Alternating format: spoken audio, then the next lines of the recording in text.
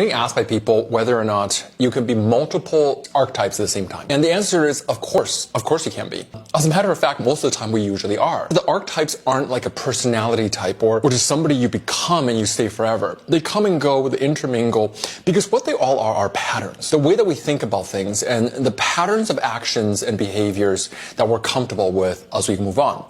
And realize that they come and go in different contexts. So we might have an easy time saying no, let's say with our friends who ask us out, but we have a hard time saying no to somebody we feel is a little bit older than us because we're playing out a pattern that we had in our upbringing. So in those kind of situations, it's important to learn what it is that's being brought up for you.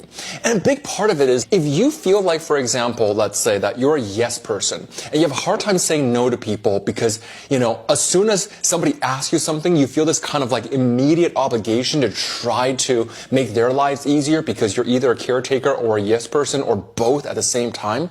Realize that was created as a pattern for survival. I feel like a lot of people get, really disappointed or angry at themselves for when they experience that. They're like, oh, I should have said no. Why didn't I say no? Why didn't I do more to serve my own needs? And they get angry at themselves. And I usually have to remind them that, look, we didn't have that luxury. At some point, possibly when you were a child, you learned that saying no wasn't safe because you said no to maybe your parents and they yelled at you and punished you for it. And you felt so scared in that moment or by observing somebody else that like, oh my God, when my big sister said no, they ended up getting in a fight. I better say yes to everything and be the good kid. And that creates this pattern that continues on. And that was a survival mechanism.